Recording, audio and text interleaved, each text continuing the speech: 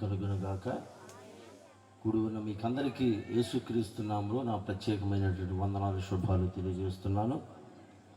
ప్రాముఖ్యంగా వేదిక మీద ఉన్నటువంటి దైవజనులు, వేదిక క్రింద ఉన్నటువంటి దైవజనులకు ప్రత్యేకమైనటువంటి వందనాలు తెలియజేస్తున్నాను. Praise the lord. Hallelujah, hallelujah. చాలా మంచిది. నేను ఈ గోపవాని పాలన రావటం ఇది రెండవసారి.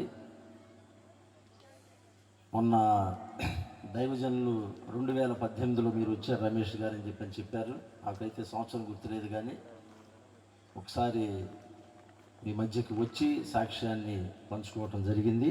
దేవుని కృపను బట్టి తిరిగి మీ మధ్య నిలబడి మరి ప్రభు నా జీవితంలో చేసినటువంటి ఆ మేలులు, ఉపకారములను ఈ విధంగా సాక్ష్యంగా పంచుకోవటానికి ప్రభు అనుగ్రహించిన ఈ సమయాన్ని బట్టి నేను ప్రభువును స్తుతిస్తున్నాను, ప్రభువుని ఘనపరుస్తున్నాను. నేను ఈ విధంగా నిలబడి ఉన్నాను అని అంటే, నేను మాట్లాడుతున్నాను అని అంటే, నేను సజీవంగా ఉన్నాను అని అంటే అది నా శక్తి కాదు, నా బలము కాదు, నా తెలివితేటలు నాకు కలిగినటువంటిది ఏదీ కాదండి. అల్పుడను, ఎన్నిక లేనివాడను, అయోగ్యుడను, అభాగ్యుడను, అపనమ్మకస్తుడైనటువంటి నన్ను ప్రభు తన కృపచేత కరుణించి, ఆయన కటాక్షించి, తన కృపలో నన్ను జ్ఞాపకం చేసుకుని ఆయన నిలబెట్టాడు. కనుకనే నేను ఈ విధంగా సజీవంగా నిలబడి మాట్లాడగలుగుతున్నాను. నిలబడినటువంటి నా పేరు ముప్పరాజు రమేష్ బాబు. మాది ఈ కృష్ణా జిల్లా పక్కన ఉన్నటువంటి గుంటూరు జిల్లా రేపల్లె మండలం గుడ్డికాయలంక గ్రామం అనేటటువంటి చిన్న కుగ్రామంలో నేను 1972 సంవత్సరంలో జన్మించాను. నేను ముప్పరాజు వెంకటేశ్వరరావు, ముప్పరాజు పార్వతి అమ్మ నాన్నగారి పేర్లు. వారికి నేను జన్మించినటువంటి సమయంలో నాన్నగారు చిన్న వ్యవసాయ కూలి, రెక్కాడితే కానీ డొక్కాడినటువంటి పరిస్థితులు ఉన్నటువంటి టైంలో అమ్మ నాన్న ఎప్పుడు చెప్తూ ఉండేవాళ్ళు, మేము ఎంత కష్టపడైనా సరే కూలి పని చేసుకుని అయినా నిన్ను బాగా చదివిస్తావరా, నువ్వు బాగా చదవరా అని చెప్పేవాళ్ళు నా చిన్నప్పటి నుంచి. వారి కష్టాన్ని, వారి యొక్క బాధను, వారి మాటలను అర్థం చేసుకుని నేను బాగా చదువుకునేవాడిని. నా విద్యాభ్యాసం రేపల్లలో 1987 సంవత్సరం వరకు 10th క్లాస్ వరకు నా విద్యాభ్యాసం రేపల్లో కొనసాగించాను. 10th క్లాస్ తర్వాత మరి హయ్యర్ స్టడీస్కి వెళ్ళటానికి పాలిటెక్నికల్ ఎగ్జామ్స్ రాశాను. అప్పుడు ఆ సంవత్సరమే పాలిటెక్నికల్లో కంప్యూటర్ కోర్సు కొత్తగా ప్రవేశపెట్టారు. తెలంగాణ, ఆంధ్ర కలిసి ఉన్నటువంటి ఆ టైంలో ఆంధ్ర రాష్ట్రంలో పాలిటెక్నికల్లో కంప్యూటర్ కోర్సులో 40 సీట్లు మాత్రమే ఉన్నాయి. నేను రాసి మంచి ర్యాంక్ అయితే సంపాదించాను, కానీ ఓసీ కేటగిరీలో నాకు ఆ కంప్యూటర్ సైన్స్ కోర్సులో నాకు ర్యాంక్ రాలేదు. నాకైతే బాగా ఆ కోర్సుకే వెళ్ళాలని కోరిక. అది నేను నాన్న దగ్గర నేను చెప్పినప్పుడు నాన్న అన్నాడు కదా, మరి నీ స్నేహితులు ఎక్కడికన్నా బయట వెళ్ళి చదువుకుంటున్నారేమో, ఆ కోర్సు విచారించి నువ్వు చదువుకోరా, అవసరమైతే మరి డొనేషన్ అయినా సరే కట్టి మరి జాయిన్ చేస్తాను, ఇబ్బంది అయినా పర్లేదులే, అప్పు చేసినా నీ చదువుకి ఎక్కడో చాటుని తీసుకొస్తానని చెప్పని నాన్న చెప్పిన మాటను బట్టి నా స్నేహితులు ఆంధ్ర పక్కన ఉన్నటువంటి కర్ణాటక రాష్ట్రానికి బెంగళూరు వెళ్తున్నటువంటి ఆ టైంలో నేను కూడా బెంగళూరులో ఆక్స్ఫర్డ్ పాలిటెక్నిక్ అనేటటువంటి ఆ కాలేజీలో 6 సంవత్సరాల కోర్సు, 3 సంవత్సరాలు పాలిటెక్నికల్, 3 సంవత్సరాలు ఇంజనీరింగ్ కోర్సు, మొత్తం 6 సంవత్సరాల కోర్సు కలిపి 2 లక్షల రూపాయలు డొనేషన్ కట్టి నేను ఆ కాలేజీలో జాయిన్ అవ్వటం జరిగింది. ఇది 1988 సంవత్సరంలో. అయితే నా విద్యాభ్యాసాన్ని నేను 3 సంవత్సరాలు నేను బాగానే కొనసాగించాను. మొదటి 2 సంవత్సరాలు బాగా పాస్ అయ్యాను. 3వ సంవత్సరం పాలిటెక్నికల్ ఫైనల్ ఎగ్జామ్స్ నేను రాస్తున్నటువంటి టైంలో ఇంకా 4 ఎగ్జామ్స్ అయిపోతే నేను సమ్మర్ హాలిడేస్కి ఇంటికి వచ్చి 1 నెల సెలవుల్లో ఉండి తరువాత మళ్ళీ తిరిగి వెళ్ళి ఇంజనీరింగ్ కోర్సులో జాయిన్ అవ్వాల్సినటువంటి పరిస్థితులు. ఆ టైంలో ఒకరోజు రాత్రి నాన్న నాకు ఫోన్ చేశాడు. సహజంగా నాన్నకి చదివేం లేదు, ఫోన్ ఏం చేయడు. ఎవరి దగ్గరికన్నా వెళ్ళి ఒక చిన్న ఉత్తరం ముక్క రాయించి డబ్బాలో వేసేవాడు. నాకు నెల నెల అవసరమైనటువంటి నా కాలేజీ ఫీజు కానీ లేకపోతే ఖర్చులు కానీ నాన్న ఎవరి దగ్గరికన్నా పోస్ట్ ఆఫీస్కి వెళ్ళి మనీ పోస్ట్ ఆఫీస్ నుంచి మన నాన్న పంపించేవాడు. అంతేగాని డైరెక్ట్గా మరి మాట్లాడటం అనేది నాన్న ఇప్పుడు జరగలేదు. అయితే ఆయన ఫోన్ చేసినప్పుడు నాకు రాత్రి ఆ టైంలో ఎందుకు ఫోన్ చేశాడని చెప్పని కలవరం వేసింది. కానీ నాన్న చెప్పిన మాటలను బట్టి నాన్న చెప్పాడు కదా, అమ్మకి 3 నెలల నుంచి బాగుంటలేదు, మరి నీ పరీక్షలు ఎన్ని రోజులు ఉంటాయి, నువ్వు ఎన్ని రోజులు వస్తావురా అని చెప్పని అడిగాడు. నేను వారం రోజులు వచ్చేస్తా నాన్న, అమ్మకి ఏమైందంటే అమ్మకి ఏం కాలేదులే, నువ్వేం కంగారు పడద్దు, నువ్వు పరీక్షలు అయిపోయిన తర్వాతే రా అని చెప్పని నాన్న చెప్పినప్పుడు నేను నాన్నతో నా పరీక్షలు అవ్వగానే వస్తానని చెప్పని నేను ఫోన్ పెట్టేసి ఆ రాత్రి పడుకున్నానే కానీ నాకు నిద్ర పట్టలేదు. ఎందుకంటే అమ్మా నాన్న అంటే చిన్నప్పటి నుంచి చాలా ప్రాణంగా ఉండేవాడిని. వారు నా కోసం కష్టపడి నా కోసం అప్పులు చేసి మరి వారు నన్ను ఎంతగానో చదివిస్తున్నారు. వారిని బాగా చూసుకోవాలి, వారిని బాగా అన్ని విషయాల్లో కూడా వారికి తోడ్పాటు ఇవ్వాలనేటటువంటి కోరిక బలంగా నాలో చిన్నప్పటి నుంచి ఉండేది. అయితే ఆ రోజు రాత్రి నాన్న చెప్పినటువంటి ఆ మాటలను బట్టి అమ్మకి ఏమైందో అనేటటువంటి కంగారులో రాత్రి అంతా నిద్ర పట్టకపోగా ఉదయకాలమే లేచి కాలేజీ ప్రిన్సిపాల్ దగ్గరికి వెళ్ళాను. వాస్తవానికి 10 గంటలకి నేను ఎగ్జామ్ రాయాలి. ముందుగానే 9 గంటలకి కాలేజీకి వెళ్ళి నేను అక్కడ ఉన్నటువంటి కాలేజీ ప్రిన్సిపాల్తో, సార్ నాకు సెలవు కావాలి, నేను ఇంటికి వెళతానని చెప్పానంటే ఆయన అన్నారు కదా, నా గురించి నాన్న గురించి మా ఫ్యామిలీ గురించి తెలిసినటువంటి వ్యక్తి ఆయన కాలేజీలో. ఆయన అన్నారు కదా, మీ నాన్నగారు మరి కష్టపడి కూలి పనులు చేసుకుంటూ నిన్ను చదివిస్తున్నాడు, ఇంకా 4 పరీక్షలు రాస్తే 4 ఎగ్జామ్స్ రాస్తే నువ్వు తిరిగి సమ్మర్ హాలిడేస్కి ఇంటికి వెళ్ళొచ్చు, మరి ఇప్పుడు ఎందుకు ఎగ్జామ్స్ రాయకుండా ఇంటికి వెళ్తానంటున్నావు, ఏంటి కారణం ఏంటి అని చెప్పానంటే అమ్మకి బాగాలేదండి, నేను ఒకసారి అమ్మని చూసి రావాలి అని చెప్పానంటే ఒక వారం రోజులు ఊరు పట్టవయ్యా, వారం రోజులు ఊరు పడితే నీ పరీక్షలు అయిపోతాయి కదా, అప్పుడు వెళ్ళి 4 రోజులు మీ అమ్మ దగ్గర ఉండొచ్చు, ఇంటి దగ్గర ఉండొచ్చు, ఇబ్బంది ఏం లేదు అని చెప్పని ఆయన చెప్పినప్పుడు నాకు ఆయన మాటల మీద నాకు పెద్ద ఇష్టం లేక, కాదు సార్ నాకు పర్మిషన్ కావాలి వెళ్తాను అని చెప్పని బలంతో చేసిన సార్ పర్మిషన్ ఇవ్వలేదు. ఆయన ఇవ్వకపోయినా ఎగ్జామ్స్ తర్వాత రాద్దాంలే, మళ్ళీ ఫీజు కట్టి తర్వాత రాద్దామని అని చెప్పిన ఉద్దేశం మీద నేను రూమ్కి వచ్చేసి నా లగేజ్ సర్దుకుని నేను ఇంటికి బయలుదేరి వచ్చాను.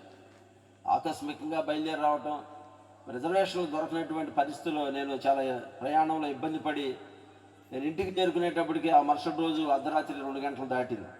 అయితే నేను ఇంటికి వచ్చేటప్పటికి అమ్మ నేను నిద్రపోతుంది అని చెప్పని ఊహించినటువంటి అమ్మ ఏడుస్తూ ఉంది మంచంలో. మాకున్నటువంటి చిన్న పూరిపాకలో ఉన్నటువంటి నులక మంచం మీద అమ్మ పడుకుని బాధపడతా ఉంది, ఏడుస్తూ ఉంది. నేను గబగబా అమ్మ దగ్గరికి వెళ్ళి, ఏంటమ్మా ఈ టైంలో కూడా నువ్వు ఏడుస్తున్నావు, నిద్రపోవట్లేదు, బాగాలేదని చెప్పి నాన్న చెప్పాడు కానీ ఇంత తీవ్రంగా ఉన్నదా ఏంటి, ఏం దాస్తున్నారు నాకు అని చెప్పానంటే అమ్మ నన్ను చూచి గబగబా అమ్మ లేచి అంటుంది కదా, నీకు ఇప్పుడు పరీక్షలు ఉన్నాయి కదరా, నువ్వు ఇప్పుడే ఎందుకు వచ్చావు, నేను ఇప్పుడు ఎవరు రమ్మన్నారు, అసలు నీకు ఎవరు చెప్పారు ఇవన్నీ కూడా అని చెప్పని అమ్మ నన్ను కౌగిలించుకుని ఇచ్చేసింది. ఏంటమ్మా ఏమైంది అని చెప్పానంటే నాకేం కాలేదు, 3 నెలల నుంచి నడుము బాగా నొప్పిగా ఉంది, కాళ్ళు తిమ్మిర్లు, నేను లేవలేకపోతున్నాను, నడవలేకపోతున్నాను, చాలా ఇబ్బందిగా ఉంది.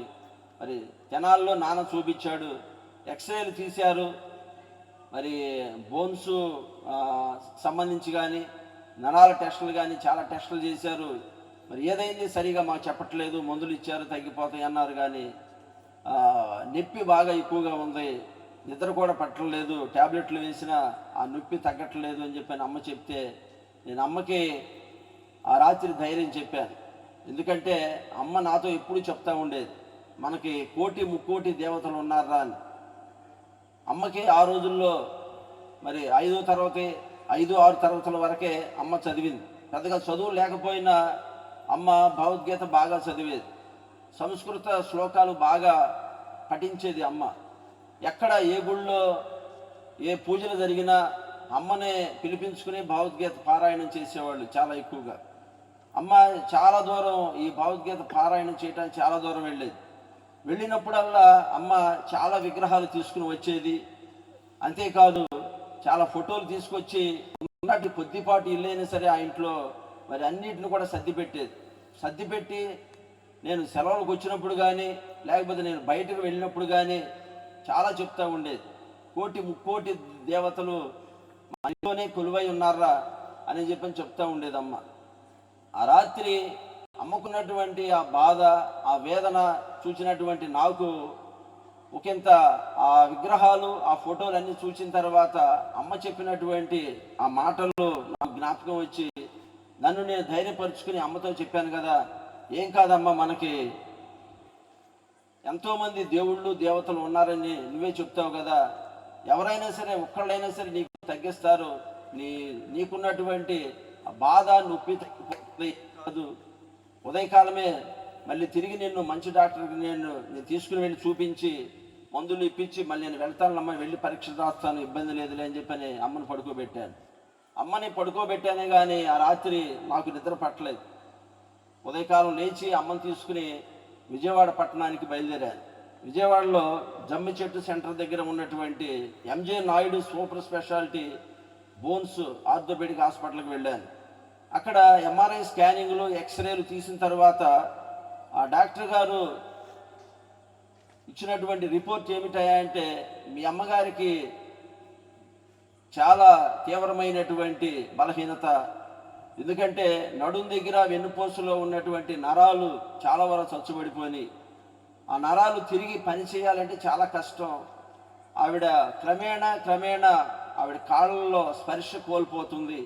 కాళ్ళలో నుంచి అది బాడీలోకి పాకి నిదానంగా ఆవిడ ఇప్పుడైనా సరే, అంటే ఎంత టైమో మేము చెప్పలేం, కానీ ఇప్పుడైనా సరే స్పృహ కోల్పోయేటటువంటి అవకాశాలు, లేకపోతే ఇంకా వ్యాధి తీవ్రత ఎక్కువగా ఉంటే ఆవిడ కోమలోకి వెళ్ళేటటువంటి అవకాశాలు ఎక్కువగా ఉన్నాయి.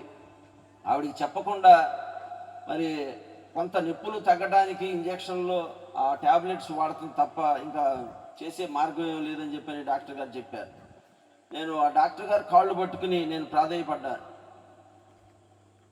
సార్, ఎంత డబ్బులైనా ఇస్తాం, ఏదైనా చేస్తాం, ఒక్కసారి మా అమ్మగారికి ఏదైనా చేయండి, ఆపరేషన్ చేయండి, మా అమ్మని బాగు చేయండి అని చెప్పని ఆ డాక్టర్ కాళ్ళు పట్టుకున్నప్పుడు ఆయన అన్నాడు కదా, ప్రస్తుతానికి మన ఆంధ్ర రాష్ట్రంలో ఎక్కడా కూడా వెన్నుపూస సర్జరీ చేసేటటువంటి ఆ పరిస్థితి ఎక్కడ లేదు మన దగ్గరలో. మరి ఆ వెన్నుపూస సర్జరీ చేయాలంటే వెన్నుపూసను బ్రేక్ చేసి మరి చచ్చుబడిపోయినటువంటి ఆ నరాలను తీసేసి దాని స్థానం కృత్రిమ నరాలు మరి యాడ్ చేసేటటువంటి ఆపరేషన్ చాలా క్రిటికల్. అవి వెంట్రుక కంటే సన్నగా ఉన్నటువంటి ఆ నరాలు ఏదైనా కట్ అయినా, లేకపోతే ఆపరేషన్ టైంలో రిస్క్ అనేది ఏదైనా జరిగినా సరే ఆవిడ బ్రతకటం చాలా కష్టం, ఈ రిస్క్ ఆపరేషన్ మేము చేయలేమన్నారు. మరి ఎక్కడన్నా చేస్తారంటే నాకు తెలిసి దగ్గరలో ఎక్కడ లేదండి అని చెప్పని, మీకున్నటువంటి మార్గం ఒకటే, ఆవిడ బ్రతికున్నంతకి ట్యాబ్లెట్స్, ఇంజక్షన్లు చేసి ఉపశమనం వాడుకోండి అని చెప్పారు. చేసేది లేక ఆయన ఇచ్చినటువంటి మందులు తీసుకుని ఇంటికి వచ్చానే కానీ అమ్మ బాధపడుతుంటే, అమ్మ ఏడుస్తుంటే ఏం చేయాలో తెలియనటువంటి, ఎక్కడ తీసుకుని వెళ్ళినా మరి డాక్టర్లు చెప్పేటటువంటి మరి ఆ మాటలే కదా అని చెప్పని అనిపించి ఆలోచిస్తుంటే, రేపల్లో నాకు తెలిసిన ఆయన ఒక ఆయన చెప్పారు కదా, గుంటూరులో అరంగల్పేటలో హైటెక్ సిటీ హాస్పిటల్ ఉంది, అక్కడ వెన్నుపూస సర్జరీలు చాలా బాగా చేస్తున్నారని చెప్పని వార్త తెలిసింది. అమెరికా నుంచి అప్పుడప్పుడు డాక్టర్లు కొంత బృందంగా వచ్చి వారు రిస్క్ ఆపరేషన్స్ టేకప్ చేస్తున్నారని చెప్పని తెలిసి అమ్మని తీసుకుని మళ్ళీ హాస్పిటల్కి వెళ్ళారు. 2 నెలల తర్వాత వెళితే అక్కడ మళ్ళీ వాళ్ళు తిరిగి చెప్పినటువంటి మాట ఏమిటంటే, ఆ నరాలు చచ్చుబడిపోయినాయి, కానీ అది అమెరికా వాళ్ళ డాక్టర్ల బృందంతో మాట్లాడి సర్జరీకి ఏర్పాట్లు చేస్తాం, మరి ఆ సర్జరీకి ఆపరేషన్కి చాలా ఖర్చు అవుతుంది, బరాయిస్తామని చెప్పని అడిగారు. ఎంత అవుతుందని చెప్పని మాట్లాడితే సుమారు 5 లక్షల రూపాయల వరకు ఆపరేషన్ ఖర్చు అవుతుందని చెప్పి అన్నారు. ఇది 1991 సంవత్సరంలో జరిగినటువంటి టైం, 91 సంవత్సరంలో జరిగింది. అయితే నేను డబ్బుల గురించి వెనకాడకుండా, మీరు డబ్బులు ఎలాగైనా సరే నేను ఏర్పాటు చేస్తాను, ఆ డాక్టర్లు ఇప్పుడు వస్తారు అపాయింట్మెంట్ తీసుకుని మాకు ఆపరేషన్కి మరి ఏర్పాట్లు చేయండి అని చెప్పి డాక్టర్ల దగ్గర తీసుకుని నేను బంధువుల దగ్గర, మిత్రుల దగ్గర, ఊళ్ళో వాళ్ళ దగ్గర మరి ఎన్నో రకాలుగా ప్రాధేయపడి అమ్మని గురించి చెప్పి, నా గురించి చెప్పి, నేను ఉద్యోగంలోకి వెళ్ళి జాబ్ చేసిన తర్వాత నాకున్నటువంటి మీరు ఇచ్చినటువంటి అప్పులన్నీ తీర్చేస్తానని చెప్పని వారి దగ్గర నేను ప్రాధేయపడి డబ్బులు తీసుకుని అమ్మకి ఆపరేషన్ ఏర్పాటు చేశాను. ఆపరేషన్ చేసిన తర్వాత ఆపరేషన్కి ఏర్పాటు చేసిన తర్వాత మరి ఆపరేషన్ డేటు చెప్పారు. అయితే మా బంధువులు తీసుకుని మరి ఆపరేషన్కి మేము అటెండ్ అయ్యాం. అయితే 8 గంటల పాటు జరిగినటువంటి ఆపరేషను 6 డాక్టర్ల బృందం ఆపరేషన్ చేశారు. అయితే చేసినటువంటి ఆ క్రమం అంతా కూడా ఆ దినాల్లోనే ఆ ప్రక్కన గదిలో ఉన్నటువంటి ఒక టీవీ స్క్రీన్ మీద మాకు ఆపరేషన్ని అదంతా కూడా లైవ్ చూపించారు. ఆపరేషన్ ఎలా జరుగుతుంది ఏంటి అని. వారు నడుం దగ్గర వెన్నుపూసని 14 అంగుళాల పొడవులో, అంటే అడుగు పైగా వెన్నుపూసను కట్ చేసి ఆ వెన్నుపూస నడుం దగ్గర జాయింట్ ఉన్నటువంటి ఆ ప్లేస్లో చచ్చుబడిపోయినటువంటి నరాలన్నీ కూడా బయటకు తీసి ఆ నరాలను కట్ చేసి అమెరికా నుంచి తీసుకుని వచ్చినటువంటి కృత్రిమ నరాలను జాయింట్ చేసి ఆపరేషన్ పూర్తి చేయడం జరిగింది. వాస్తవానికి ఆపరేషన్ చూస్తున్నంతసేపు నాకు చాలా ఆనందం వేసింది. డబ్బులైనా సరే, ఇబ్బంది అయినా అమ్మ తిరిగి మళ్ళీ బ్రతుకుతుంది, అమ్మ కాళ్ళల్లో స్పర్శ వస్తుంది, అమ్మ నడుస్తుంది, అమ్మ తిరిగి మళ్ళీ తన పని తాను చేసుకుంటుంది, నేను మళ్ళీ తిరిగి నా చదువుకు వెళ్ళిపోతాను అనేటటువంటి ఒక ధైర్యం వచ్చింది. కానీ ఆ ధైర్యం నాకు ఎంతో కాలం నిలవలేదు. ఆపరేషన్ జరిగిన తర్వాత 15 రోజులు హాస్పిటల్లో ఉన్న తర్వాత మళ్ళీ తిరిగి డాక్టర్లు చెప్పారు కదా, మేము మీకు ఇచ్చినటువంటి టైం అయిపోయింది, మీరు హాస్పిటల్లో ఖాళీ చేసి ఇంటికి వెళ్ళండి, ఆ టైం అయిపోయింది, మీరు ఇంటికి వెళ్ళి మందులు వాడుకోండి అని చెప్పి అన్నారు. వాస్తవానికి అమ్మకే ఇంకా నొప్పి తగ్గలేదు. అది ఆపరేషన్ నిదానంగా ఆ నొప్పులు తగ్గుతాయి, ఇప్పుడు మీకు ఇబ్బంది ఏం లేదు, మీరు ఇంటికి తీసుకుని వెళ్ళండి అన్నారు. నేను డాక్టర్ని ప్రాధేయపడి, కాదండి ఇంకో 15 రోజులు, ఇంకో నెల రోజులు ఉంటాం, అవసరం అయితే ఆ ఉండేటటువంటి ఖర్చులు భరాయిస్తామని చెప్పి నేను డాక్టర్ గారిని బ్రతిమాలితే, లేదండి హాస్పిటల్లో ఉండటానికి లేదు, ఆ టైం అంతవరకే, తరువాత ఆవిడ పరిస్థితి ఎలా ఉంటుందో మాకు తెలియదు కనుక మా సేఫ్టీ కోసం ఏం చెప్తున్నాం తీసుకుని వెళ్ళండి అని చెప్పి బలవంతం చేశారు. చేసేది లేక నేను అమ్మని తీసుకుని ఇంటికి వచ్చేసాను. నెలలు గడుస్తున్నాయి, సంవత్సరాలు గడుస్తున్నాయి. ఆపరేషన్ చేసిన తర్వాత 2 సంవత్సరాలు గడిచింది, కానీ నొప్పి బాధ తగ్గలేదు. నేను ఆ బెంగళూరులో వదిలిపెట్టినటువంటి ఆ చదువు అలాగే ఉండిపోయింది, నేను తిరిగి వెళ్ళలేదు. అమ్మని తీసుకుని చాలా రకాల ప్రయత్నాలు చేశాను. ఎందుకంటే నేను ఉండేది చాలా చిన్న పల్లెటూరు. అమ్మని చూడటానికి వచ్చేటటువంటి వారు ఏదో ఒకటి చెప్తా ఉండేవాళ్ళు కదరా, చాలా ఏ మొక్కుబళ్ళు చేసిందేమో, తరపున నువ్వు ఉపవాసం ఉండి నువ్వు వెళ్ళి పూజలు చేయరా అని చెప్పి సలహాలు చెప్పేవాళ్ళు పెద్దవాళ్ళు. ఏమో ఆ మాటలు కూడా వాస్తవేమో, ఎక్కడ మరి అమ్మ మొక్కుబళ్ళు చేసి మర్చిపోయిందేమో, వాటి ప్రభావం వలన అమ్మ ఏమైనా ఇబ్బంది పెడుతుందేమో అనేటటువంటి ఉద్దేశం మీద అమ్మ ఏ గుళ్ళు అయితే దర్శించిందో ఆ గుళ్ళన్నిటిని కూడా తిరిగి అమ్మని తీసుకుని నేను అమ్మ తరపున నేను ఉపవాసం ఉండి ఆ గుళ్ళలో పూజించడానికి, నేను ఆ విగ్రహాలను పూజించడానికి బయలుదేరాను. అయితే ఇవన్నీ కూడా మరి చెప్పడానికి నాకు సమయం అనుమతించదు కనుక ఇవన్నీ దగ్గర 2 సంవత్సరాల వరకు నేను అనేక గుళ్ళు తిరిగాను. ఎక్కడ బాబా ఉన్నాడంటే ఆ బాబా దగ్గరికి వెళ్ళేవాడిని, ఎక్కడ పుట్ట ఉందంటే ఆ పుట్ట దగ్గరికి వెళ్ళేవాడిని. మరి అనేక గుళ్ళు చుట్టూ, అనేక మంది బాబాల చుట్టూ, అనేక పుట్టల చుట్టూ ఉపవాసం ఉండి మరి సాష్టాంగ నమస్కారాలు చేస్తూ నేను తిరుగుతున్నటువంటి ఆ టైంలో అమ్మ బాధ నొప్పి ఇంకా ఎక్కువ అవుతుందే తప్ప ఎక్కడా కూడా ఏది తగ్గినటువంటి పరిస్థితి లేదు. చాలా సంవత్సరాలు తిరిగాను. కొంతమంది మా బంధువులు అన్నారు కదా, ఇవేమైనా చేతబడి ప్రభావాలు ఏమైనా ఉన్నాయేమో, గుళ్ళు తిరిగి మొక్కుబళ్ళు చెల్లించావు, కోళ్ళు మేక పొట్టేళ్ళు కూడా బళ్ళు ఇచ్చావు, బాగానే ఉంది, అన్నీ చేసావు, నువ్వు ఉపవాసాలు ఉండి నువ్వు పొర్లు దండాలు పెట్టి గుళ్ళ చుట్టూ నువ్వు తిరిగావు కదా, బాగానే ఉంది, మరి చేతబడి శక్తుల ప్రభావాలు ఏమన్నా మిమ్మల్ని ఇబ్బంది పెడుతున్నాయేమో, ఆంక్షలను ఏమైనా వేస్తే బాగుంటుందని చెప్పి మా బంధువులు చెప్పారు కొంతమంది. అయితే ఏ ఆంక్షల్లో ఏ మహిమ ఉందో, ఏ తాయిత్తులో ఏ మహిమ ఉందో అనేటటువంటి ఉద్దేశం మీద చాలామంది నేను మరి తాయిత్తులు వేసేటటువంటి వారి దగ్గరికి, ఆంక్షలను వేసేటటువంటి వారి దగ్గరికి వెళ్ళి సంప్రదించాను. నా బలహీనతను, నాకున్నటువంటి బాధను వారు సొమ్ము చేసుకుని వారు రకరకాలుగా డబ్బులు అడిగేవాడు. రకరకాలుగా మరి బంగారు లోహాలతో పంచలోహాలతో తాయిత్తులు కడతామని చెప్పని చాలా డబ్బులు వసూలు చేసేవాడు. నేను చాలా డబ్బులు వెచ్చించి చాలామంది దగ్గర ఆంక్షలు వేయించాను, తాయిత్తులు కట్టించాను. దీని క్రమంలోనే ప్రకాశం జిల్లాలో ఒంగోలు పట్టణం దగ్గర కొత్తపట్నం అనేటటువంటి చిన్న గ్రామం ఉందండి, ఒంగోలు దగ్గర. అక్కడ రామిరెడ్డి గారు అనేటటువంటి ఒక ఆయన చాలా బాగా ఈ చేతబళ్ళు, ఈ క్షుద్ర శక్తులు ఉన్నటువంటి వాటిని నయం చేస్తాడు, బాగు చేస్తాడు అనేటటువంటి ఆ మాట తెలుసుకుని నేను అమ్మని తీసుకుని అక్కడికి వెళ్ళాను. అమ్మని ఎక్కడికి తీసుకుని వెళ్ళినా అమ్మ వెంట అమ్మ చెల్లెళ్ళు అయినటువంటి 2 పిన్నులు వచ్చేవాళ్ళు, అమ్మమ్మ వచ్చేది. ఎందుకంటే అమ్మ నడవలేనటువంటి పరిస్థితి, తన పని తాను చేసుకోలేనటువంటి పరిస్థితి. అక్కడికి కారు వేసుకుని అమ్మని తీసుకుని వెళితే అక్కడ ఆయన దగ్గర చాలామంది జనం ఉన్నారు. ఆయన చూస్తే 80 సంవత్సరాలు పైబడి ఉన్నటువంటి వృద్ధాప్యం ఉన్నటువంటి వ్యక్తిలాగా కనిపించాడు నాకు. పేరు రామిరెడ్డి. అయితే ఆయన దగ్గరికి వెళ్ళి ఆయన సంప్రదించి నా బాధ అంతా కూడా, నా వేదన అంతా కూడా చెప్పాను. నేను అప్పటికి దగ్గర 5 సంవత్సరాల నుంచి నేను అమ్మ కోసం తిరిగినటువంటి ఆ పరిస్థితులు, డాక్టర్లు కానీ లేకపోతే భూత వైద్యులు కానీ ఆంక్షలు కానీ ఇలా ఎంతమంది దగ్గరికి నేను గుళ్ళ చుట్టూ ఎన్ని తిరిగాను అవన్నీ కూడా ఆయనతో చెప్పాను. ఆయన నేను చెప్పినవన్నీ విన్న తర్వాత ఆయన అన్నాడు కదా, మీ అమ్మకి చేతబడి చేసినటువంటి మాట వాస్తవమే.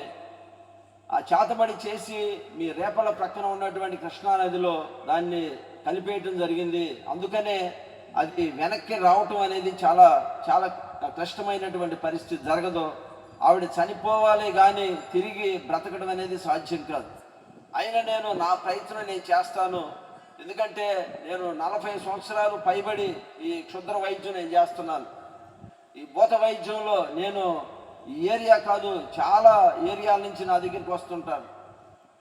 రకరకాలుగా వారి బాధలు చెప్పుకుంటూ ఉంటారు. అయితే నేను చేస్తాను కానీ మరి నాకేమిస్తావు అన్నట్లుగా ఆయన మాట్లాడాడు. నేను అన్నాను కదా, మీరు ఎంత అడిగితే అంత నేను డబ్బులు ఇస్తాను అని చెప్పానంటే ఆయన, నాకు డబ్బులు అవసరం లేదు, నాకు నువ్వు ఇచ్చేటటువంటి డబ్బులు అవసరం లేదు, నాకు చాలా ఆస్తులు ఉన్నాయి, నాకు ఒంగోలు పట్టణంలోనే 150 ఎకరాల పైగా పొగాకు తోట ఉంది, మరి నాకు బంగారం ఉంది, చాలా వెండి ఉంది, నాది పెద్ద కుటుంబం. కానీ నేను ఈ వైద్యం మొదలుపెట్టిన తర్వాత ఈ భూత వైద్యం చేసేటప్పుడు నా పిల్లలందరూ చనిపోయారు, నా భార్య చనిపోయింది. కానీ ఈ భూత వైద్యం మాత్రం నేను వదలలేకపోతున్నాను. చాలామంది వచ్చి వారి సమస్యలు చెప్పుకుంటున్నారు, నా ప్రయత్నం నేను చేస్తున్నాను. నిన్ను చూస్తే చాలా కుర్రవాడివి, పట్టుదల కలిగినటువంటి వాడివి, మరి చెప్పిన పని బాగా మరి చేస్తావని చెప్పిన నమ్మకం మీద నేను ఒకటి అడుగుతాను, చేస్తావని చెప్పాను అన్నాడు. ఏంటండి చెప్పండి అంటే ఆయన అన్నాడు కదా, నాకున్నవన్నీ కూడా నీకే ఇచ్చేస్తాను, నా తరువాత నీవు ఈ భూత వైద్యాన్ని కంటిన్యూ చేస్తావా? నా దగ్గర చాలా పుస్తకాలు ఉన్నాయి, నేను కొన్ని సంవత్సరాలు తర్ఫీదు ఇచ్చి నేను నీకు అన్నీ కూడా నేర్పిస్తాను దగ్గరుండి, నా తరువాత స్థానాన్ని నువ్వు భర్తీ చేస్తావని చెప్పి అడిగాడు. నేను వెనక ముందు చూడలేదు. నా ప్రక్కన ఉన్నటువంటి అమ్మమ్మ, పిన్ని వాళ్ళు నన్ను గబగబా పక్కకు తీసుకుని వెళ్ళిపోయి వాళ్ళు అంటున్నారు కదా, అరే నీకు మంచి భవిష్యత్తు ఉంది, మీ అమ్మ ఇవాళ కాకపోతే రేపైనా చనిపోతుంది, మీ అమ్మ చనిపోతుంటే నువ్వేమన్నా అడ్డుపడతావా, అడ్డుకుంటావా? సావునేమన్నా నువ్వేమన్నా ఆపుతావా? నీ వల్ల ఏమవుతుంది? నీ భవిష్యత్తుని ఎందుకు పాడు చేసుకుంటావు? ఆయన ఏదో 4 ఆంచలు వేసుకుని 4 రూపాయలు సంపాదించుకునే మనిషి ఏది చెప్తే అది వింటవేంటి? నువ్వు అంత దూరం వెళ్ళి అంత మంచి చదువు, కంప్యూటర్ చదువుతా, నువ్వు ఈ రోజుల్లో ఈ భూత వైద్యాలు, ఈ క్షుద్ర వైద్యాలు నీకు ఎందుకురా ఇవన్నీ కూడా అని చెప్పి అమ్మమ్మ వాళ్ళు గొడవ చేశారు. అమ్మమ్మ ఏం చేసింది, వద్దు నాయన, నీ భవిష్యత్తు పాడు చేసుకోవద్దురా, అమ్మ చనిపోతే నువ్వేం బాధపడవద్దు, మేము ఉన్నాం కదా, నేను జాగ్రత్తగా నిన్ను చూస్తాం కదా అని చెప్పని అమ్మమ్మ వాళ్ళు ధైర్యం చెప్పారు. నేను వారి మాట వినలేదు సరిగదా. నేను అన్నాను, నాకు అమ్మ కావాలి, నాకు అమ్మ బ్రతకటం ముఖ్యం, తర్వాత నేను ఏదైనా చేస్తానని చెప్పాను. ఆయన దగ్గరికి వెళ్ళి మీరు చెప్పినట్లు నేను చేస్తాను, అమ్మని బాగు చేయండి, అమ్మకి నయం చేయండి అని చెప్పానంటే ఆయన అన్నాడు కదా, ఇప్పుడు చేయటం కుదరదు, ఆదివారం అమావాస్య గడియల్లో ఆ యజ్ఞం చేయాలి, ఆ యాగం చేయాలి, దానికి కొంత టైం పడుతుంది, నువ్వు ఇక్కడ అమ్మని ఉంచినా సరే లేకపోతే నువ్వు తీసుకుని వెళ్ళి మళ్ళీ తీసుకొచ్చినా సరే అన్నారు. సరే మళ్ళీ మళ్ళీ ఏం వెళతావులే అని చెప్పని అమ్మమ్మ వాళ్ళని పంపించేసి నేను అక్కడే అమ్మని పెట్టుకుని ఉండిపోయాను. 15 రోజుల తర్వాత ఆ గడియ వచ్చింది. అమావాస్య గడియల్లో, అర్ధరాత్రి గడియల్లో ఆయన ఆ యాగం చేయటానికి, యజ్ఞం చేయటానికి మొదలుపెట్టాడు. ఆయనకున్నటువంటి పెద్ద ఇంటిలో మధ్యలో ఒక హోమం వేసి, ఆ హోమంలో రకరకాలైనటువంటి నల్ల కోళ్ళు కానీ, నల్ల మేకలు కానీ, నల్ల గొర్రెలు కానీ బలిస్తూ ఆయన ఆ హోమం జరిపిస్తూ ఎన్నో మంత్రాలు చదువుతూ ఉన్నాడు. నేను అట్లాగే కూర్చుని చూస్తూ ఉన్నాను. ఆయన అన్నాడు కదా, అర్ధరాత్రి సమయం దాటుతుంది, నువ్వు భయపడతావు, నువ్వు వెళ్ళి పక్క గదిలోకి వెళ్ళి అన్నాడు. నాకు భయమేమి లేదు. నా పట్టుదల, నా కోరిక ఏమిటంటే ఎవరొచ్చి అమ్మను బాగు చేస్తారో నేను కళ్ళారా చూస్తాను, నేనేం భయపడనని చెప్పి అన్నాను. అంటే నీ ధైర్యానికి మెచ్చుకుంటున్నాను, కూర్చో అని చెప్పి అన్నాడు. ఆ రాత్రి అంతా కూడా వారు ఎన్నో మంత్రాలు చదివారు, ఎన్నో రకాల బలులు అర్పించారు, చాలా ప్రయత్నాలు చేశారు, కానీ ఏమీ జరగలేదు. తూర్పు తెల్లవారేటటువంటి టైంలో నేను ఆయన దగ్గరికి వెళ్ళి అన్నాను, రామిరెడ్డి గారు మరి ఏమీ జరగలేదు కదా, మరి ఎవరూ రాలేదు కదా, అమ్మ ఇంకా ఆ నొప్పితోనే బాధపడతానుంది, ఆ నొప్పి అలాగే ఉంది, మరి ఇప్పుడు ఏం చేస్తారని చెప్పానంటే, ఈ యజ్ఞంలోనికి కొన్ని రకాలైనటువంటి వేళ్ళు తగ్గినాయి, ఆ వేళ్ళు తిరిగి తీసుకుని మళ్ళీ ఇదే గడియలకి మళ్ళీ ప్రయత్నం చేస్తాను అని చెప్పని ఆయన నా చేతిలో కొన్ని పుస్తకాలు పెట్టాడు. ఆ పుస్తకాల్లో ఆ వేళ్ళు ఉన్నటువంటి ఆ పరిస్థితులు అవన్నీ కూడా దానిలో రాయబడ్డాయి. ఆ పుస్తకాలు తీసుకుని నేను అమ్మని తీసుకుని ఇంటికి వచ్చాను. ఇంటికి వచ్చిన తర్వాత ఆ పుస్తకాలు చదివితే నాకు అర్థమైనటువంటి విషయం ఏమిటంటే, ఆ వేర్లు తవ్వేటప్పుడు చాలా జాగ్రత్తగా, ధైర్యంగా తవ్వాలి. అది రాత్రి గడియలు, అమావాస్య అర్ధరాత్రి గడియల్లో ఆ వేర్లు తవ్వాలి. దాన్ని తవ్వేటటువంటి ఆ సమయం కూడా అక్కడ వ్రాయబడింది, అర్ధరాత్రి గడియలు. ఆ తవ్వేటటువంటి వ్యక్తికి పెళ్లి కాకూడదు. ఆ తవ్వేటటువంటి ఆ వేరు తవ్వేటటువంటి ఆ టైంలో ఒంటి మీద బట్టలే ఉండకూడదు, నగ్నంగా అర్ధరాత్రి గడియల్లో వేర్లు తవ్వాల్సినటువంటి పరిస్థితి. వేరు తవ్వేటటువంటి టైంలో ఎక్కడ ఏదన్నా భయం వేసినా, లేకపోతే వెనక్కి తిరిగి చూసినా అక్కడే రక్తం కక్కుని అక్కడే మనిషి చనిపోతాడు అని చెప్పి రాశారు. నాకు భయం వేయలేదు, కానీ నాకు ఇంకా పట్టుదల పెరిగింది. ఎందుకంటే ఆ వేర్లు తీసుకుని వెళితే ఆ రామిరెడ్డి గారు, ఆ వైద్యం చేసేటటువంటి ఆయన మరి తిరిగి వైద్యం చేసి అమ్మను బ్రతికిస్తాడు అనేటటువంటి పట్టుదలతో నేను ఆ వేర్ల కోసం చాలా ప్రాంతాలు నేను గాలించాను. దగ్గర 7-8 నెలల వరకు రేపల చుట్టుపక్కల ఆ ప్రాంతాల్లో, అటవీ ప్రాంతాల్లో కూడా వేర్లు గాలించాను. ఎక్కడ నాకు దొరకలేదు. కాలము చాలా స్పీడ్గా, ర్యాపిడ్గా పరిగెత్తుంది. నెలలు గడుస్తున్నాయి, సంవత్సరాలు గడుస్తున్నాయి. నేను నా చదువు వదిలిపెట్టి వచ్చేసి దగ్గర 7 సంవత్సరాలు అవుతా ఉంది. 7 సంవత్సరాలు నేను తిరిగేటటువంటి ఆ విధానం చూసి ఊళ్ళో ఉన్నటువంటి వారు కానీ, లేకపోతే బంధువులు కానీ, లేకపోతే మా స్నేహితులు కానీ వాళ్ళు అనేటటువంటి మాట ఏమిటంటే, అసలు నీకు ఏమైంది, అసలు ఎందుకు ఇలా పిచ్చిపెట్టిన వాళ్ళలాగా తిరుగుతున్నావు, హాస్పిటల్ చుట్టూ అని హాస్పిటల్ చుట్టూ తిరిగావు, కొన్ని లక్షలు ధారపోసావు, అలాగే భూత వైద్యుల చుట్టూ తిరిగావు, అలాగే ఆంచల్లో వేయటానికి తిరిగావు, మరి అలాగే గుళ్ళు చుట్టూ తిరిగావు, ఇలా రకరకాలుగా తిరుగుతూ ఉన్నావు, మరి ఊరి నిండా అప్పులు చేసావు, చదువు బంగారం వంటి చదువు వదిలిపెట్టుకున్నావు, ఏమైందిరా బాబు నీకు అని చెప్పి ఎగతాళి చేసేవాడు. ఎవరు ఏ మాటలన్నా నాకు పెద్దగా నేను ఆ మాటల గురించి కేర్ చేసేవాడిని కాదండి. ఎందుకంటే దేవుడు ఉన్నాడు, సృష్టికర్త అనేటటువంటి ఒక దేవుడు ఉన్నాడు. ఆయన మానవుని యొక్క మొరను ఆలకిస్తాడు. ఒక అద్భుతమైనటువంటి విధానంలో అమ్మని బాగు చేస్తాడు అనేటటువంటి ఆ నమ్మకము, ఆ పట్టుదలతోనే నేను అనేక ప్రయత్నాలు చేశాను. ఆ నిజదేవుడిని తెలుసుకోవటానికి, జీవమైనటువంటి ఆ దేవుడు ఎక్కడున్నాడో తెలుసుకోవటానికి 7 సంవత్సరాలు నేను చేయని ప్రయత్నం అంటూ లేదు. అవన్నీ చెప్పడానికి సమయం అనుమతించదు కనుక చాలా తగ్గించి క్లుప్తంగా చెప్తూ వస్తున్నాను. అయితే 7 సంవత్సరాలు నేను పడేటటువంటి ఆ వేదన, ఆ బాధ, వీటన్నిటిని చూసి అందరూ కూడా ఎగతాళి చేసేవాళ్ళు తప్ప ఎవరు కూడా సహకరించేవాళ్ళు లేనటువంటి పరిస్థితిలోనికి వెళ్ళిపోయింది నా జీవితం. ఎందుకంటే పరిస్థితి కూడా అలాగే ఉంది, అందరికీ వింతగా ఉంది. ఎవరు ఏ మాట చెప్తే ఆ మాట పట్టుకుని నేను గబగబా అక్కడికి వెళ్ళి డబ్బులు ఖర్చు పెట్టి మళ్ళీ తిరిగి రావటం, ఇలా అందరికీ కూడా ఒక ఎగతాళి మార్గంగా ఉంది. రేపల దగ్గర పొన్నూరు పట్టణం అని ఉందండి. అక్కడ ఆంజనేయుడి విగ్రహం, చాలా పెద్ద విగ్రహం ఉంది. అక్కడ ఒక పూజారి గారు ఉంటారు. ప్రతి మంగళవారం కూడా ఆయనకి పూనకం వస్తుంది.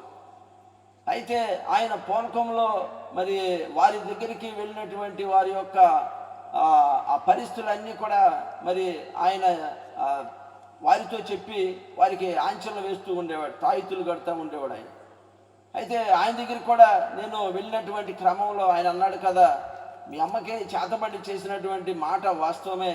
నువ్వు 7 వారాలు ఉపవాసం ఉండి 7 మంగళవారాలు అమ్మని తీసుకుని మరి విగ్రహం దగ్గరికి వచ్చి నువ్వు మొక్కుబడులు చెల్లించుకో అని చెప్పినప్పుడు 7 వారాలు వెళ్ళి నేను ఉపవాసం ఉండి ఆ విగ్రహం చుట్టూ సాష్టాంగ మరి నమస్కారాలు చేసినటువంటి పొర్లు దండాలు పెట్టినటువంటి పరిస్థితులు.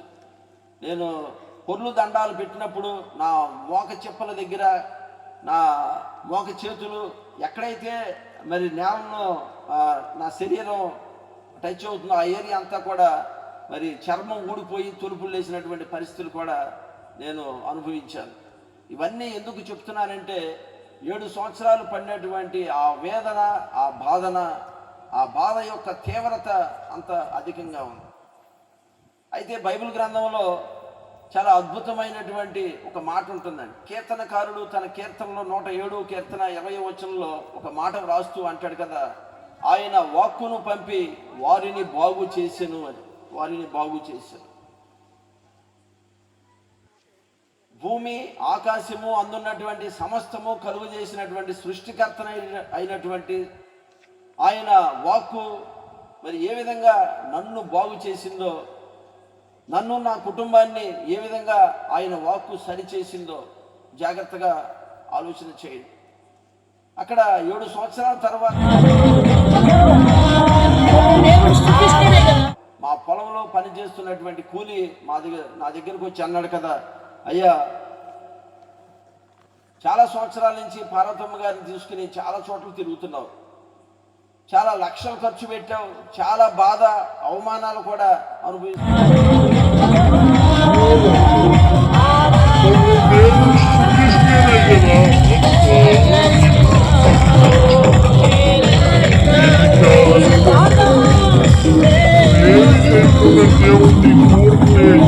తెగించి ఒక మాట చెప్పాలని చెప్పని చాలా నుంచి అనుకుంటున్నాను, కానీ మరి ఊర్లో వాళ్ళు ఏమంటారో, నేను ఈ మాట చెప్తే మీరేమంటారో, మీ కుటుంబాలు ఏమంటాయో అని చెప్పిన భయం వేసి చెప్పలేదయ్యా. అయినా నేను ఈ మాట చెప్తున్నాను అని చెప్పని పార్వతమ్మ గారిని ఒకసారి చర్చికి తీసుకుని వెళ్ళి ప్రార్థన చేయించండి అని చెప్పని మాట చెప్పాడు. చర్చికి తీసుకుని వెళ్ళి పార్వతమ్మ గారికి ప్రార్థన చేయించండి. నేను ఆ మాట విన్న తర్వాత నాలో ఎక్కడ లేనటువంటి విశ్వాసం వచ్చింది. అపోస్తలుడైనటువంటి పౌలు మహాశయుడు రోమా సంఘానికి ఒక మాట రాస్తూ అంటాడు కదా, వినుట వలన విశ్వాసం వచ్చును, కాగా యేసుక్రీస్తుని గురించిన మాట వినుట వలన విశ్వాసం వచ్చును. ప్రభువుని గురించి మాట నేను అదే ఫస్ట్ టైం నా చెవిని పడింది. ఆయన వాక్కును పంపి వారిని బాగు చేసాను. ఆయన వాక్కు బాగు చేసేటటువంటి క్రమంలో ఆయన అద్భుతమైనటువంటి సృజనాత్మకమైనటువంటి ఆయన వాక్కు నా దగ్గరికి వచ్చింది, నన్ను పలకరించింది, నన్ను రమ్మని ఆహ్వానించిందండి ఆ వాక్కు. అయితే నేను వాడితో అన్నాను కదా, ఇన్ని సంవత్సరాల నుంచి నాకు ఎందుకు చెప్పలేదురా అంటే, మన ఊర్లో ఉన్నటువంటి కట్టుబాట్లు తెలుసు కదయ్యా, ఎవరు కూడా ఒప్పుకోరు కదా, అందుకనే నాకు భయం వేసింది. చివరికి మీ భవిష్యత్తు నాశనం అయిపోతుందనే ఉద్దేశం మీద నేను చెప్పానయ్యా, ఎలాగైనా సరే అమ్మగారిని మందిరానికి తీసుకుని వెళ్ళండి అని చెప్పి ప్రాధేయపడ్డాడు వాడు. అయితే ఎక్కడికి తీసుకుని వెళ్ళాలి, ఎవరు ప్రార్థన చేస్తారు, ఇలా ప్రశ్నలు ఎన్నో ఉన్నాయి నా మదిలో. నేను చాలామంది నేను ఎంక్వైరీ చేసినప్పుడు అక్కడ మా ప్రాంతాల్లో అప్పుడు ఎవరు కూడా మరి ప్రార్థన చేసేటటువంటి సేవకులు ఎవరు లేరు, మా ఊళ్ళో మందిరాలు లేవు అప్పుడు. అయితే రేపలకి దూరంగా ఉన్నటువంటి 27 కిలోమీటర్ల దూరంలో ఉన్నటువంటి నిజాంపట్నం హార్బర్ దగ్గర పెదపల్లి గ్రామం అని ఉంది. పెదపల్లి గ్రామం, అక్కడ యెహోషువ పాస్టర్ గారు అని ఒక ఆయన ఉన్నారు. ఆయన బాగా ప్రార్థన చేస్తారు రోగుల కొరకు అని చెప్పని విని ఆయన్ని పిలిపించాను. ఆయన వస్తున్నాడు అనేటటువంటి ఆ మాట మా బంధువుల్లోనికి వెళ్ళింది, ఊరి ప్రజల్లోనికి వెళ్ళింది. ఊరిలోనే అమ్మ తరపు వాళ్ళు నలుగురు ఉండేవాళ్ళు, నాన్న తరపు వాళ్ళు ఇద్దరు ఉన్నారు ఊళ్ళో.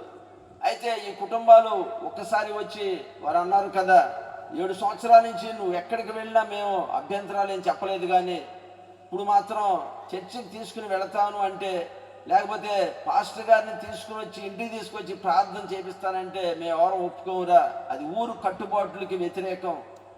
ఊరు కట్టుబాట్లకి మన కులానికి వ్యతిరేకంగా నువ్వు ఏ పనులు చేయటం అది నీకు మంచిది కాదు, నీకు భవిష్యత్తుకు మంచిది కాదు అని చెప్పని హెచ్చరించారు నా బంధువులు.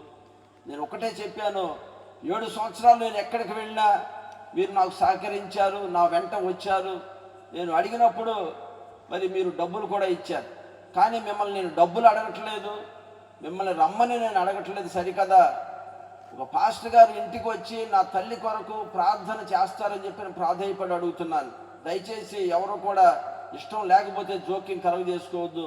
నా బాధ నన్ను పండేవండి, ఆయన వచ్చి ప్రార్థన చేసి వెళ్తారు, మీకు నష్టం ఏంటి, మీకు ఇబ్బంది ఏంటి అని చెప్పానంటే, మళ్ళీ ఊరు కట్టుబాట్లు వ్యతిరేకంగా నువ్వు నిర్ణయాలు తీసుకుంటే చాలా తీవ్రమైన పరిణామాలు ఉంటాయని చెప్పి హెచ్చరించారు. తరువాత ఏదున్నా సరే నేను దాన్ని ఎదుర్కోవటానికి సిద్ధపడే ఆ పాస్టర్ గారిని పిలిపించారు. పాస్టమ్మ గారు ఇంటికి వచ్చారు. ఇంటికి వచ్చిన తర్వాత వారు అమ్మకున్నటువంటి పరిస్థితిని చూసి ముందు అమ్మ దగ్గరికి వచ్చి 4 అడుగులు వెనక్కి వేశారు.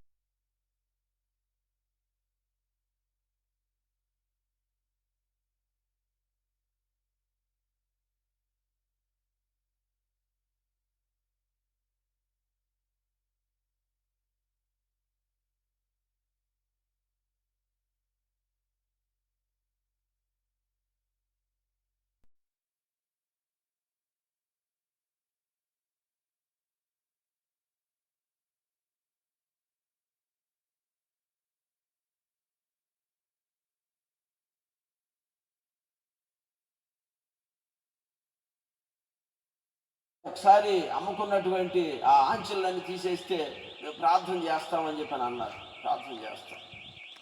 నేను అన్నాను, ఒక్క 10 నిమిషాలు మీరు కూర్చోండి అని చెప్పి గబగబా అమ్ముకున్నటువంటి ఆ మంచానికి ఉన్నటువంటి తాయిత్తులు మరి ఆంక్షలు అన్నీ కూడా గబగబా తీసేసాను. అన్నీ తీసిన తర్వాత సేవకుడు అన్నాడు కదా, మా ప్రార్థన బట్టి కాదు, మీ విశ్వాసాన్ని బట్టి దేవుడు గొప్ప కార్యం చేస్తాడు. పార్వతమ్మ గారికి నయం అవుతుంది, మా వంతు ప్రార్థన మేము చేస్తాము అని చెప్పని ప్రార్థన మొదలు పెడుతుంటే నేను అన్నాను కదా, ఒక్కసారి ఒక 10 నిమిషాలు మీరు వెయిట్ చేస్తే ఇంట్లో చాలా విగ్రహాలు ఉన్నాయండి, ఇంట్లో చాలా ఫోటోలు ఉన్నాయి, మరి మీరు ప్రార్థన చేసేటప్పుడు అవన్నీ ఉండటం మంచిది కాదు కదా. మరి 7 సంవత్సరాలు నేను చాలా ప్రయత్నాలు చేశాను. అమ్మ ఎప్పుడూ చెప్తూ ఉండేది కదా, 1,00,00,000 దేవతలని. మరి వాటిని నేను ఆశ్రయించాను, వాటికి నా గోడు విన్నవించాను. నేను వాటి దగ్గర ఎన్నో మొక్కుబడులు, ఎన్నో బలులు అర్పించినటువంటి పరిస్థితులు ఉన్నాయి. మరి వాటిల్లో ఎక్కడా కూడా నాకు ఫలితం లేదు సరిగదా. ఇంకా నేను ఎక్కువ బాధపడినటువంటి పరిస్థితులు ఏర్పడి, మరి అందుకని 2 పడవల మీద ప్రయాణం చేయటం, 2 తలంపుల మధ్య ఉండటం నాకు ఇష్టం లేదు. అందుకనే నేను ఆ విగ్రహాలన్నీ తీసేస్తాను, ఒక 10 నిమిషాలు మీరు వెయిట్ చేయండి అని చెప్పని ఆ పాస్టర్ గారిని ప్రాధేయపడినప్పుడు ఆయన అన్నారు కదా, మీరు వెళ్ళిపోయిన తర్వాత ఇద్దురులేండి, ఇప్పుడు వద్దులే, అవి తర్వాత తీయచ్చు, ముందు మేము ప్రార్థన చేస్తామంటే కాదండి అని చెప్పిన వారిని బలవంతం చేసి నేను గబగబా ఇంట్లో ఉన్నటువంటి అవన్నీ కూడా మరి సంచుల్లో ఎత్తి బయట పెట్టేశాను. నాకున్నటువంటి బుక్స్ మీద కానీ, బ్యాగుల మీద కానీ, బీరువాల మీద కానీ చాలా స్టిక్కర్లు ఉండేవి. అంతేకాదు నా బుక్స్ మీద కొన్ని ఫెస్టివల్స్లో మామూలుగా రాస్తారు కదా పసుపుతో శ్రీ అని, ఆ పేపర్లు కూడా నేను అన్నీ చింపివేయటం జరిగింది. అర్ధగంటలో ఇల్లంతా కూడా ఖాళీ చేసి బయట పెట్టేశాను. ఆ పాస్టర్ గారి కళ్ళ వెంట నీళ్లు వచ్చి ఆయన అన్నారు కదా, మీరు పడేటటువంటి ఆ వేదన, బాధ మేము కళ్ళారా చూస్తున్నామండి. దేవుడు మీ విశ్వాసాన్ని బట్టి దేవుడు గొప్ప కార్యం చేస్తాడు, తప్పక అమ్మగారు బ్రతుకుతారు, అమ్మకి నయం అవుతుందని చెప్పి ఆయన ధైర్యం చెప్పి ప్రార్థన చేసి ఆయన వెళతా ఒక మాట అన్నారు. చర్చిలో నిన్నటి నుంచే ఉపవాస ప్రార్థనలు చేస్తున్నాం. 14 రోజులు విశ్వాసులు వారి పనులు మానుకుని మరి ఉపవాస కూటాలు జరుగుతున్నాయండి. మరి మీకు అభ్యంతరం లేకపోతే మరి అమ్మగారిని ఒకసారి చర్చికి తీసుకుని వస్తే అందరూ కలిసి సంఘం అంతా ప్రార్థన చేస్తామని చెప్పని అడిగారు. నేను ఎదురు మాట్లాడకుండా మరేమి చెప్పకుండా అమ్మని రేపే తీసుకొస్తాను, ఈరోజు అన్నీ రెడీ చేసుకుని అని చెప్పి వాళ్ళని పంపించేశాను.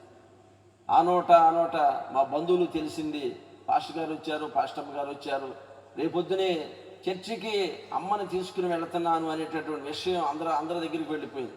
ఊళ్ళో పెద్ద మనుషులు వచ్చారు. ఎక్కడికి తీసుకుని వెళ్ళేది, ఎందుకు తీసుకుని వెళ్తావు, ఎట్టి పరిస్థితుల్లో తీసుకుని వెళ్ళటానికి వీల్లేదు అని చెప్పని అందరూ అంటుంటే నేను ఒకటే చెప్పాను, నేను పడేటటువంటి కష్టము, ఆ బాధ, ఆ నష్టము ఎవరు పూడుస్తారు, ఎవరు తీరుస్తారు? నేను ఎక్కడికి వెళ్ళినా అందరూ సహకరించారు, కానీ నేను చర్చికి తీసుకుని వెళ్తానంటే ఎందుకు సహకరించరు? మీరు నిర్ణయించుకున్నా, ఏం చేసినా సరే, మీరు చంపినా సరే నేను అమ్మని తీసుకుని వెళ్తాను, ప్రార్థన చేపిస్తాను అని నా నిర్ణయాన్ని తెగ చెప్పేశాను. నా మేనమామ అయినటువంటి రావి రత్న వరప్రసాద్ అన్నాడు కదా, అరే నువ్వు కమ్మ కుటుంబంలో, కమ్మ కులంలో చెడబుట్టావురా, నిన్ను నా మేనల్లుడు అని చెప్పుకోవటానికే నాకు సిగ్గుగా ఉంది. నువ్వు కనుక చర్చి తీసుకుని వెళ్ళి ప్రార్థన చేపిస్తే నీకు నాకు ఏ సంబంధం లేదు.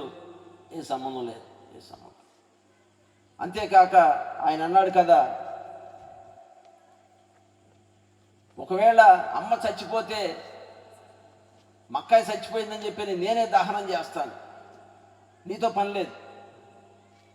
ఆవిడ అంతగా చచ్చిపోతే నేనే అన్ని కార్యక్రమాలు ముగిస్తాను, నాకు ఇబ్బంది ఏం లేదు, నువ్వు మాత్రం తీసుకుని వెళ్ళటానికి వీల్లేదు అని చెప్పాడు.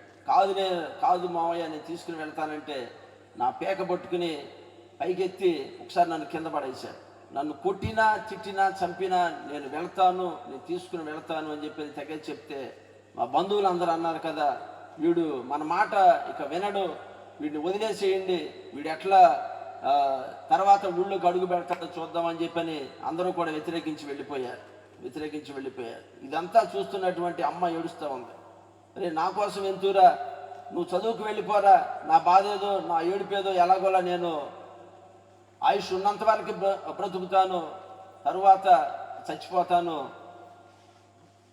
నువ్వు చదువు వదిలిపెట్టుకుని ఎందుకురా ఇవన్నీ కూడా అని అమ్మ ఏడ్చింది. కాదమ్మా, నీకేం తెలియదులే, ప్రభు నయం చేస్తాడు అని అమ్మకి ధైర్యం చెప్పి మరుసటి రోజు కారు మాట్లాడుకుని నేను లగేజ్ సర్దుకుని నేను వెళ్తా ఉంటే ఇంటి పక్కమటే వాళ్ళు వచ్చి వాళ్ళు అన్నారు కదా, అయ్యా ఇన్ని సంవత్సరాల నుంచి మరి చాలా చోట్లకి తీసుకుని వెళ్ళావు, చాలా ఖర్చు పెట్టావు, అలాగే తీసుకుని వస్తున్నావు, మళ్ళీ వెళుతున్నావు, ఇలా చాలాసార్లు జరుగుతుంది.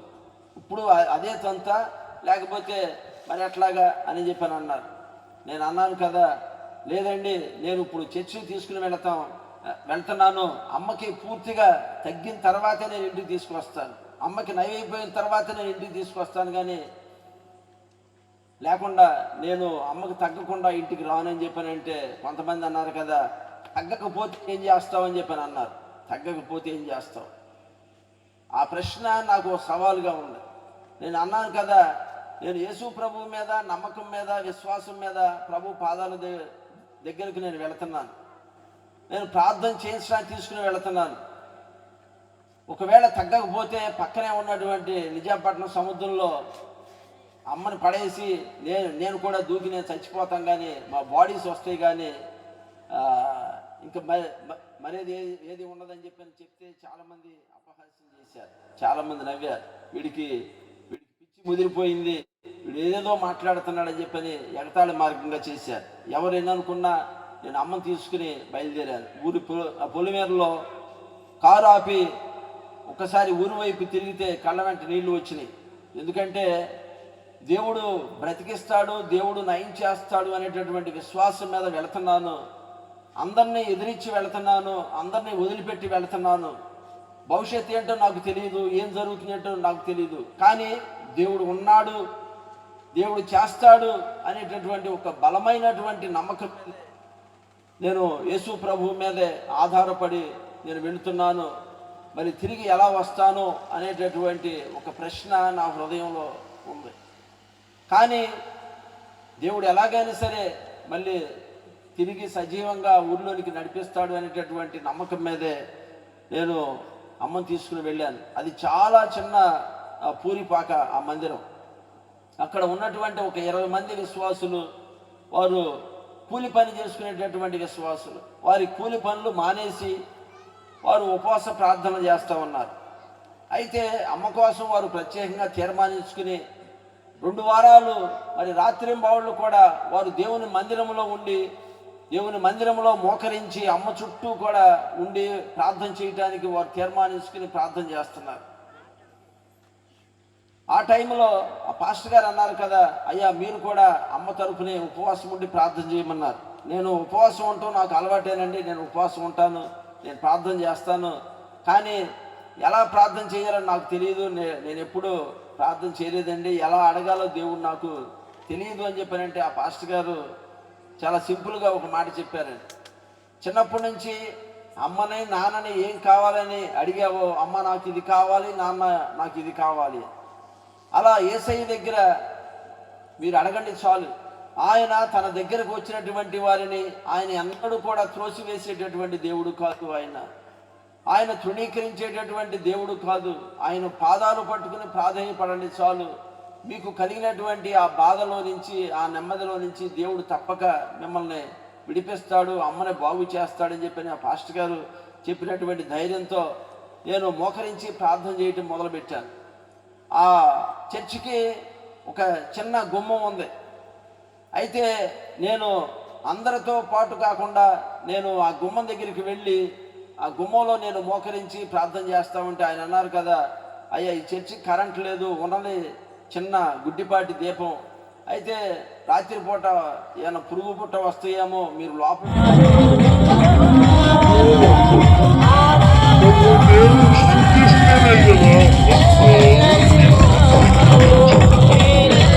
ఆ గుమ్మంలో ఉండి చేస్తానంటున్నారు అని అంటే నేను అన్నాను కదా, యేసయ్య ఈ గుమ్మంలో నుంచే నా దగ్గరకు వస్తాడు.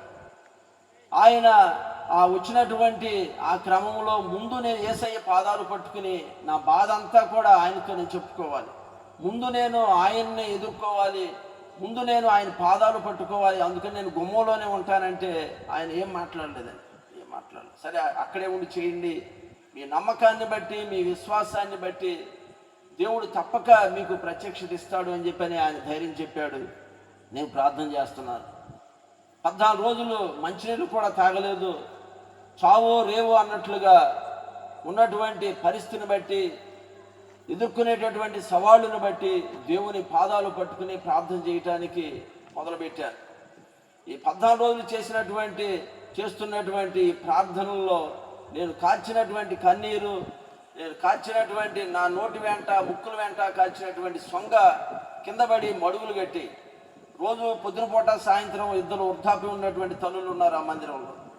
వారు పొద్దునపూట ఒకళ్ళు, సాయంత్రం ఒకళ్ళు శుభ్రంగా క్లీన్ చేసి అవన్నీ కూడా అదంతా కూడా ఆ సొంగ కన్నీరు, ఆ నీరంతా కూడా ఎత్తేసి మళ్ళీ క్లీన్ చేసేవాళ్ళు. వాడు దేవుని సన్నిధిలో ఇక ఆయన తప్ప నాకు శరణు లేదు. ఆయన పాదాలు పట్టుకుని 14 రోజులు రాత్రింబవళ్ళు ప్రార్థన చేస్తూ ఉన్నారు. 14 రోజులు చివరి రోజు రానే వచ్చింది. ఆ చివరి రోజున తెల్లవారుజామున 4 గంటల సమయంలో ప్రార్థన చేస్తున్నటువంటి నా మీదకి ఒక వెలుగు రావటం నేను గమనించాను. వాస్తవానికి ఆ చర్చిలో కరెంట్ లేదు, వెలుతురు పెద్దగా ఉండదు. గబాల్ని కళ్ళు తెరిచి చూసి నేను ఎవరన్నా టార్చ్ లైట్ వేసుకుని వస్తున్నారేమని చెప్పని నేను కళ్ళు తెరిచి చూసేటప్పటికి అంత మామూలుగానే ఉంది. చిన్న గుడ్డి దీపం వెలుతురులో మందిరంలో ఉన్నటువంటి వాళ్ళు ప్రార్థన చేస్తున్నారు.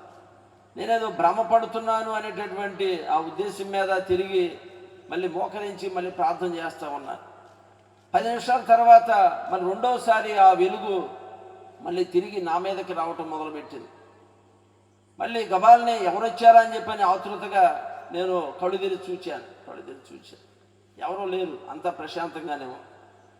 ఏంటి నాకేమవుతుంది అని చెప్పని నన్ను నేను తమాయించుకుని తిరిగి దేవుని సన్నిధిలో ప్రార్థన చేస్తున్నాను, దేవుని ప్రాధేయపడుతున్నాను, దేవుని పాదాలు పట్టాను. తిరిగి 3వసారి ఆ వెలుగు, దేదీప్యమానమైనటువంటి వెలుగు నా మీద ప్రకాశించింది. నేను కళ్ళు తెరిచి చూద్దామన్నా నా కనురెప్పలు లెగవలేనటువంటి పరిస్థితి.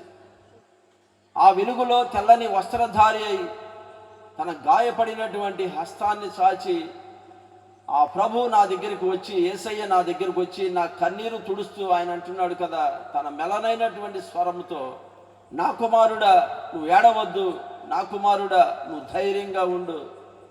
7 సంవత్సరాల నాడు అమ్మకి డాక్టర్లు చేసినటువంటి ఆపరేషన్ సక్సెస్ అవ్వలేదు. ఆ చచ్చుబడిపోయినటువంటి ఆ నరాలు వాళ్ళు తీసేశారు, కానీ వాళ్ళు కృత్రిమ నరాలు వేశారు, కానీ వాటిల్లో జీవం లేదు.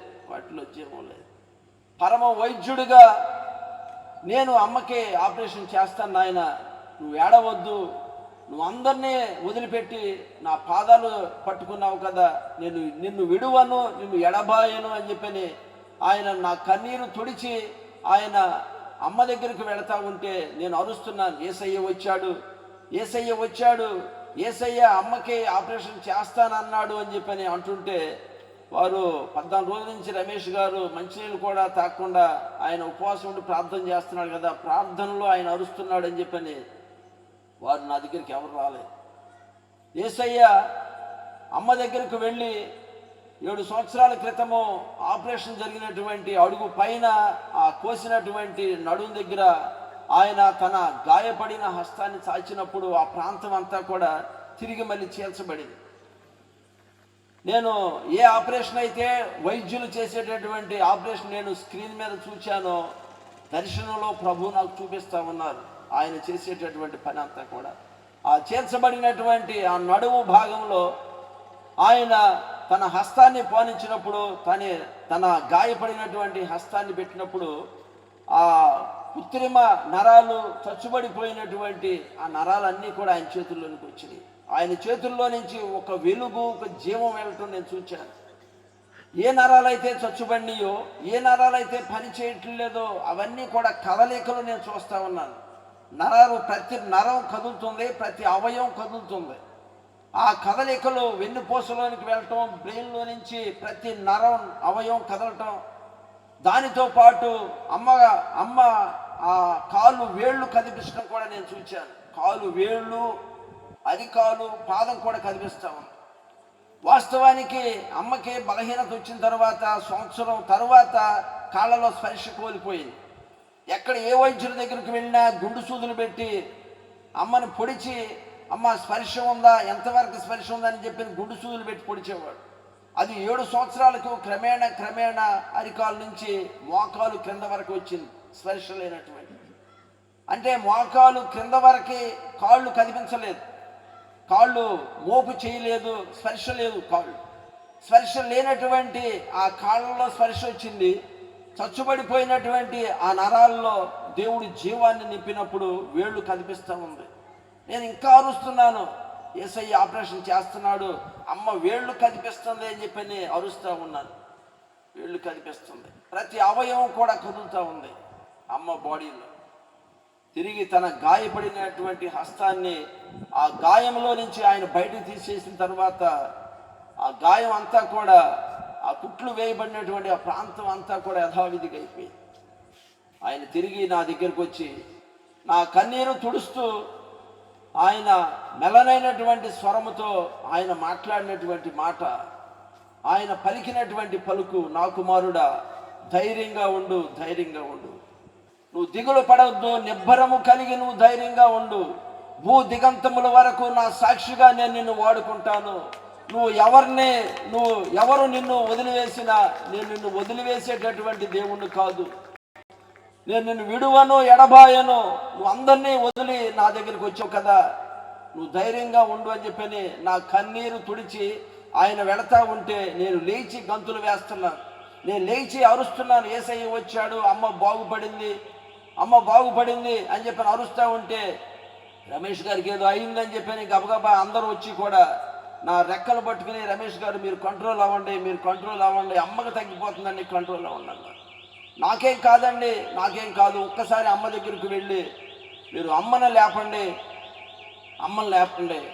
అమ్మ నడుస్తుంది అని చెప్పని అంటే గబగబా పాస్టర్ గారు వెళ్ళి అమ్మ పార్వతమ్మ గారు అంటే అమ్మ మొత్తులో నుంచి స్పృహలోనికి వచ్చినట్లుగా అమ్మ ఎవరు సహాయం లేకుండా మంచం మీద పడుకున్నటువంటి తల్లి లేచి కూర్చోవటం ఎవరి సహాయం లేకుండా మరి అమ్మ అడుగులు వేయటం జరిగిందండి. అడుగులు వేసి అమ్మ నడుస్తూ ఉంటే అమ్మ కాళ్ళల్లో ఉన్నటువంటి ఆ అద్భుతమైనటువంటి ఆ దేవుడిచ్చినటువంటి జీవంతో కాళ్ళలో ఉన్నటువంటి ఆ శక్తిని బట్టి దేవుని స్తుతిస్తూ దేవుని ఘనపరుస్తూ నేను పిచ్చిపట్టిన వాటిని మాదిరిగా నేను అరుస్తూ ఉంటే ఆ క్షణము ఆ గడియ మరువలేదు. ఎందుకంటే 7 సంవత్సరాలు పడినటువంటి ఆ కష్టము, ఆ బాధ, ఆ వేదన అదంతా కూడా వితిన్ సెకండ్స్లోనే దేవుడు అద్భుతంగా తుడిచివేశాడు. నా కన్నీరును తుడిచినటువంటి దేవుడు, నా దుఃఖాన్ని తీసివేసినటువంటి దేవుడు ఆయన. ఆ ప్రార్థనలు అయిపోయిన తర్వాత అమ్మని తీసుకుని ఇంటికి వచ్చాను. అమ్మని తీసుకుని ఇంటికి వచ్చేటటువంటి క్రమంలో ఊరు పొలిమేరలోనే కారు ఆపేశాను. ఎందుకురా కారు ఆపావు అని చెప్పాను. అందమ్మ కాదమ్మా దిగు అని చెప్పాను. అన్నాను దిగు. ఏంటమ్మా ఎందుకురా, ఎందుకు దిగమంటున్నావు, ఇక్కడ ఏం చెయ్యాలని చెప్పానంటే కాదమ్మా దిగు, మన వెనకాల కారు వస్తుందిలే, నువ్వు దిగు, నడిచి వెళదాం ఊళ్ళోకి అంటే అమ్మ గబగబా దిగింది. అమ్మను పట్టుకుని అమ్మని ఊరు వీధుల వెంట నడుచుకుంటూ దగ్గర 2 పర్లంగులు మా ఇల్లండి. మా ఇంటి దగ్గరికి అమ్మ తీసుకుని నడుస్తూ ఉంటే ఊరంతా కూడా ఒకటే మాట, అమ్మ పార్వతమ్మ యేసయ్య నిన్ను నిజంగా బతికించాడమ్మా, నిజంగా బతికించాడు. నువ్వు జీవంగా నువ్వు తిరిగి బ్రతికి వస్తావని చెప్పని మేము కళ్ళలో కూడా అనుకోలేదు. మీ అబ్బాయి అన్నాడు కదా, మేము నిజాపట్నం సముద్రంలో దూకి చచ్చిపోతాం, మా బాడీలు వస్తాయా దేవుడు బ్రతికించకపోతే అని చెప్పి మీ అబ్బాయి అన్నాడు కదా, నువ్వు బ్రతుకుతావో లేదో, నువ్వు ఎలా వస్తావు అని చెప్పి అనుకున్నాం మేమంతా కూడా. కానీ యేసయ్య చాలా గొప్పవాడమ్మా, యేసయ్య చాలా గొప్పవాడు. యేసయ్య నీకు ఒక అద్భుతమైనటువంటి నీకు ఆ జీవాన్ని ఇచ్చి ఆయన నిన్ను బ్రతికించి సజీవంగా నిన్ను నడిపించి తీసుకుని వస్తున్నాడమ్మా. నీ ఊరంతా కూడా రోడ్డు మీదకి వచ్చి దేవుని మహిమపరిచిందండి. హల్లెలూయా, హల్లెలూయా. మా బంధువులు అందరూ వచ్చారు, ఊరు పెద్దలు వచ్చారు. వాళ్ళందరూ అన్నారు కదా ముక్త కంఠంతో, నిజంగా అమ్మనే వాస్తవంగా మేమందరూ ఒప్పుకుంటున్నాం, యేసయ్యే బతికించాడు, యేసయ్యే తగ్గించాడు. కానీ మేమిచ్చేటటువంటి నీకు ఒక సలహా ఏంటంటే, మీ అమ్మకే వయసు అయిపోయింది, నీకైతే భవిష్యత్తు చాలా ఉంది, పట్టుమని 10 సంవత్సరాలు లేవు, నువ్వు యేసయ్య దగ్గరికి వెళ్ళొద్దు, ప్రార్థన చేసుకోవద్దురా అని చెప్పని సలహా ఇచ్చారు. ప్రార్థన చేసుకోవద్దు. మా పెదనాన్న అన్నాడు, మేకా శ్రీనివాసరావు గారు అని, ఆయన ఎన్టీఆర్ దగ్గర ఉండేవాళ్ళు అప్పుడు. అయితే ఆయన అన్నాడు కదా, అరే నువ్వు ప్రార్థన చేసుకుంటే నీకెవరో పిల్లల్ని ఎవర్రా, నీ పెళ్ళి కూడా అవదరా అని చెప్పని అన్నాడు. పెళ్ళి కూడా నేను అన్నాను కదా, నాకు పెళ్ళి అయినా అవ్వకపోయినా, నాకెవరో మీరున్నా లేకపోయినా నాకు యేసయ్యే కావాలి, నేను యేసయ్యే కోసమే నేను బ్రతుకుతాను, నేను చస్తే ఆయన కోసం నేను చస్తాను తప్ప నేను యేసయ్యని నేను వదిలిపెట్టను. ఆయన స్పర్శ, ఆయన స్వరము ఇంకా నా చెవుల్లో మారు మ్రోగుతూనే ఉంది. ఆయన నన్ను వదిలిపెట్టేటటువంటి దేవుడు కాదు. ఆయన, నేను ఇందాక చెప్పాను కదా, తన దగ్గరకు వచ్చినటువంటి వారిని ఆయన ఎన్నడూ కూడా త్రోసివేసేటటువంటి దేవుడు కాదు. ఆయన దేవుడు లోకమును ఎంతో ప్రేమించను. నా ప్రియమైన దేవుని పిల్లలారా, గ్రామ ప్రజలారా, ఆయన వాక్కులో ఉన్నటువంటి శక్తి, ఆయన స్పర్శలో ఉన్నటువంటి శక్తి, ఆయన పునరుద్ధానపు శక్తిని నేను అనుభవిస్తున్నాను గనక ఆ పునరుద్ధానుడైనటువంటి ఆ ప్రభువును మీ ముందు ప్రకటన చేస్తున్నాను. హల్లెలూయా, హల్లెలూయా. జీవము కలిగినటువంటి జీవ ప్రదాత ఆయన, జీవము లేనటువంటి అమ్మని బాగు చేసి ఆయన అమ్మ ఆయుష్కాలాన్ని పొడిగించినటువంటి దేవుడు. చాలా మంది అన్నారు కదా, వీడికి మొన్నటి వరకు అమ్మ పిచ్చి పట్టింది, వీడికి ఇప్పుడు యేసయ్య పిచ్చి పట్టింది అని చెప్పని అన్నారు. యేసయ్య పిచ్చి పట్టింది, యేసయ్య పిచ్చి పట్టింది. నిజమేనండి, నాకు యేసయ్య పిచ్చి పట్టింది.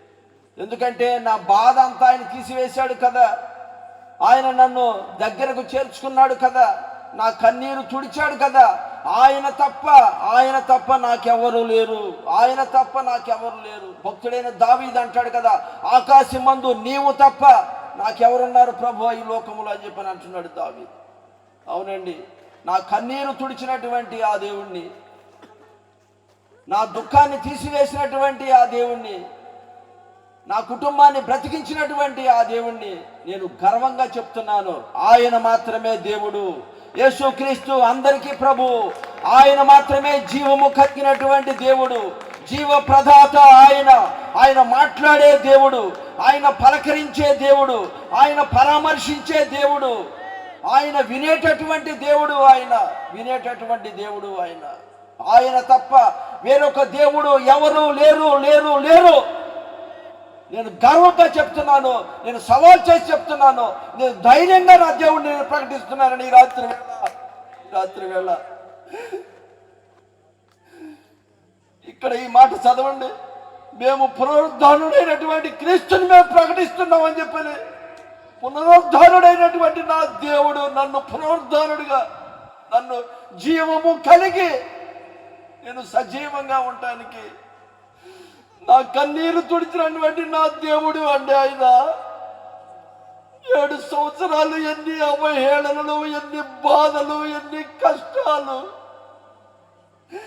ఎన్నిసార్లు చెప్పుకున్నా తరగని బాధ, తరగని వేదన. నా బాధ, నా కోరిక, నా ప్రార్థన, నేను పడిన కష్టం ఎవరు పడకూడదు, అదే ప్రయాస. ఆయన చెప్పాడు కదా, భూదిగంతముల వరకు నా సాక్షిగా నేను నిన్ను వాడుకుంటాను అని. వాడుకుంటాను. నా బ్రతుకు ఆయన కొరకే. నేను బ్రతికితే ఆయన కొరకే నేను బ్రతుకుతాను, ఆయన కోసమే నేను చస్తాను. కానీ నా కొరకు నేను బ్రతకనండి, నా కొరకు నేను బ్రతకను. ఈ జీవము ఆయన ఇచ్చింది, ఆయన ఇచ్చిన జీవము ఇది. ఆయన దారపోసాడు తన రక్తాన్ని నా కొరకు. నా ప్రియమైన దేవుని పిల్లలారా, ఇది ఎక్కడెక్కడ జరిగిన కథ కాదండి. ఇది కట్టు కథ కాదు, కట్టు కథ కాదు, కట్టు కథ కాదు. అందరూ వదిలిపెట్టారు, కానీ యేసయ్య నన్ను వదిలిపెట్టలేదు. నన్ను వదిలిపెట్టలేదండి ఆయన. వీడెందుకు పనికిరాడు అని చెప్పి అందరూ తిరస్కరించారు. వీడు అన్ని అప్పులు చేశాడని చెప్పి అన్నారు. కానీ నా యేసయ్య నన్ను వదిలిపెట్టలేదండి. పనికొచ్చే పాత్రగా, యజమానుడు వాడుకునే అర్హత కలిగిన పాత్రగా దేవుడు నన్ను మలిచాడండి. హల్లెలూయా. ఆయనకే మహిమ, ఘనత, ప్రభావములు ఆయనకే. అందుకే నేను గర్వంగా చెప్తున్నానండి, యెహోవా ఉత్తముడు అని. యెహోవా ఉత్తముడు అని రుజువు చూసి తెలుసుకుని బైబిల్ చెప్తుందండి. యేసయ్య దేవుడు ఉత్తముడు, దేవుడు ఉత్తముడు, దేవుడు ఉత్తముడు అండి. హల్లెలూయా. దేవుడు ఉత్తముడు, దేవుడు మంచివాడు, దేవుడు మంచివాడు. నా ప్రియమైన దేవుని జనాంగమా, నేను ఈ రాత్రి ప్రకటించేటటువంటి నా యేసయ్య ఉత్తముడైనటువంటి దేవుడు. ఆయన దయాళుడైనటువంటి దేవుడు అండి ఆయన. ఆ దేవుడిని నేను ప్రకటిస్తున్నాను. ఇంకా 2 మాటలు చెప్పి నేను ముగిస్తాను. నా బంధువులందరూ వెళ్ళిపోయారు. నా అనుకున్న వాళ్ళు ఎవరు కూడా నన్ను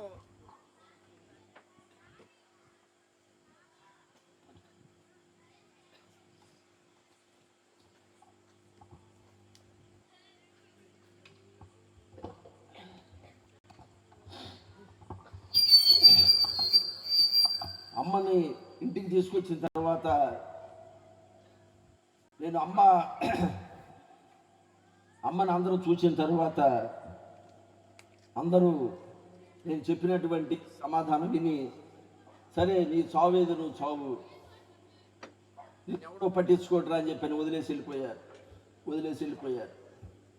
కానీ నా నమ్మకము, నా పట్టుదల, నా విశ్వాసం నేను వదిలిపెట్టలేదు. నేను ప్రాక్టికల్ మనిషిని. ఎందుకంటే ఏదైనా సరే సాధించి తీరేటటువంటి మనిషిని. దేవుడు ఉన్నాడు అనేటటువంటి గొప్ప నమ్మకముతోనే యేసయ్య దగ్గరికి నేను వెళ్ళాను. అవమానాలన్నీ కూడా, ప్రతిదీ కూడా నేను భరించడానికి, ఎలాంటి సమస్య వచ్చినా సరే ఎదిరించడానికి నేను సిద్ధపడ్డాను, కానీ ఎదుర్కోవడానికి సిద్ధపడ్డాను. కానీ నేను భయపడి పారిపోలే. నా యేసయ్యే నాకు కావాలి. ఆ జీవము కలిగిన జీవ ప్రదాతనే నేను ప్రకటిస్తాను అని చెప్పని నేను చెప్తా ఉంటే వీడికి యేసయ్య పిచ్చి పెట్టిందని చెప్పి వదిలేశారు అందరు. కానీ ఎవరు వదిలేసినా దేవుడు వదిలిపెట్టలేదు. కృష్ణా గుంటూరు జిల్లాకి మధ్య 3 కిలోమీటర్లు కృష్ణా నది అడ్డం ఉంది. నా విద్యాభ్యాసం బెంగళూరులోనే, సర్టిఫికేట్స్ అన్నీ అక్కడే ఉండిపోయి, నాకు చదివేం లేదు. కానీ ఒకటి మాత్రం చెప్తున్నాను, వేదిక మీద ఉన్నటువంటి దైవజనులు, అభిషిక్తులు, ఆత్మీయ తండ్రి గారు బర్నబాస్ అయ్య గారు ఒకరోజు రేపలకి సభలకు వచ్చారు. ఆ వచ్చినటువంటి ఆ దైవజనుడితో అక్కడ ఉన్నటువంటి దైవజనులు నా గురించి చెప్పటం, మరి దైవజనుడు మా ఇంటికి వచ్చి, నేను పూరిపాకలో ఉన్నటువంటి నా ఇంటికి వచ్చి, ఆయన తన కుటుంబంలో ఒక సభ్యుడిగా చేసుకోవటానికి దేవుని కృపలో నన్ను పెద్దలుడిగా చేసుకోవటానికి ఆ దైవజనులు ఇష్టపడ్డారు. నేను ఇందా చెప్పాను కదా, ఎవరు వదిలేసినా, నా బంధువులు, నా మిత్రులు, ఊరు వారి వదిలేసిన దేవుడు నన్ను వదిలిపెట్టలేదు. దైవజనుని యొక్క చెప్పులు కూడా మోసేటటువంటి అర్హత లేనటువంటి నన్ను ఆ కుటుంబంలో ఒక సభ్యుడిగా చేసుకుని ఒక అద్భుతమైనటువంటి పాత్రను పోషించడానికి ప్రభు సహాయం చేశారు. ఎవరైతే పెళ్లి కాదన్నారో, ఎవరైతే నువ్వు ప్రార్థన చేసుకుంటే అసలు నీకు పిల్లనే ఎవరని చెప్పని ఎవరన్నారో, ఆ ఊరి వారందరినీ కూడా బస్సులు పెట్టి, కార్లు పెట్టి మరి రేపటి నుంచి గుడివాడ తీసుకొచ్చారు. ఎన్నో వందల మంది సేవకులు, వేల మంది విశ్వాసుల మధ్య 2000 సంవత్సరంలో మా పెళ్లి ఘనమైనటువంటి వివాహాన్ని దేవునికి మహిమకరంగా దేవుడు జరిపించాడు. హల్లెలూయా. ఇదంతా నా మెప్పు, ఘనత ఏది కాదండి, కేవలం దేవుని యొక్క ఉచితమైనటువంటి కృపే.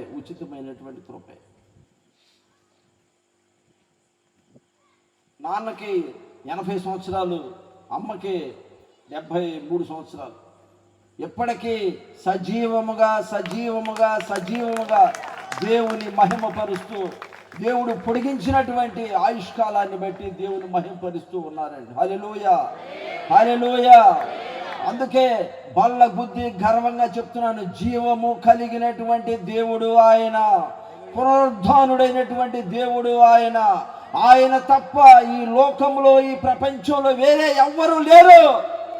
ఆయనే నిజమైనటువంటి దేవుడు. ఆయన ఏదైనా చేయగలడు. ఆయన ఉన్నవి లేనట్లుగా, లేనివి ఉన్నట్లుగా ఏదైనా చేయగల శక్తి కలిగిన పునరుద్ధానుడైనటువంటి దేవుడు ఆయనే.